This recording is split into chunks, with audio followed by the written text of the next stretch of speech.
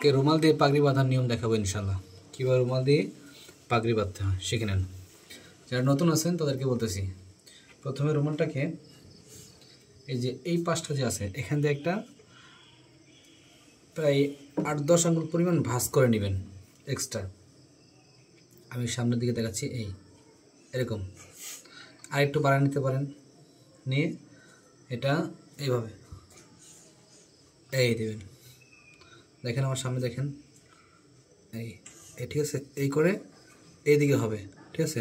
এইভাবে না, অনেকে কিন্তু এইভাবে করে, এইভাবে না, আমাদের প্যাচটা যাবে এই দিকে, ঠিক আছে, এইদিকে এই করে আপনি একটা উঠায় রাখেন এইভাবে, আরেকটা দিয়ে এখানে কিন্তু এই চাপ দিয়ে ধরবেন, এই পাশটা চাপ দিয়ে এটাকে এই দিক দিয়ে তারপরে এই একটা সাইড নিয়ে আসবেন। এখন আমরা এটাতে এখানে রয়ে গেল, ঠিক আছে। আর এই জায়গাটা ধরে আমরা এইটাকে একটু মোটা করে আমরা চেষ্টা করব, একটু মোটা করে এটাকে দেওয়ার জন্য যাতে সুন্দর হয় আর কি। এই কারণ এখন সমস্যা নেই, আমাদের এই পাশে আরেকটা ভাঁজ যাবে তো, এই ঠিক আছে। এখন আমরা একটু টাইট দিয়ে টাইট রেখে এই যে এইটাকে এখান থেকে নিয়ে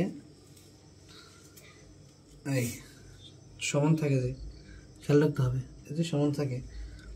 এরপরে এটাকে এখন আমরা এভাবে নিয়ে আসবো, এইভাবে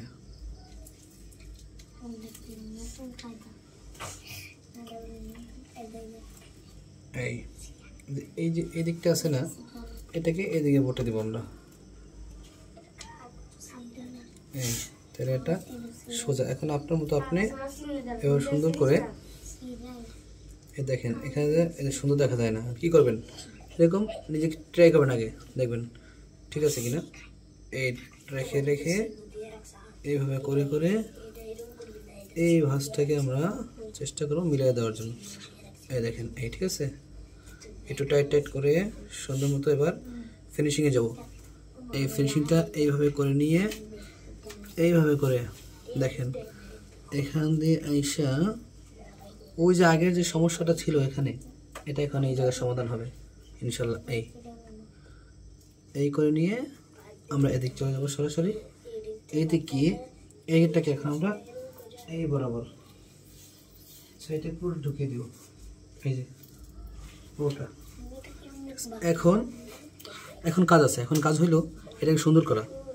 এই আপনি চাইলে এক হাতে করতে পারেন, 2 হাতে করতে পারেন, এই একদম ক্লিয়ার সুন্দর মতো, এই সুন্দর দেখেন। এখন কিন্তু এদারটাও সুন্দর হয়ে গেল, এদারটাও সুন্দর হয়ে গেছে।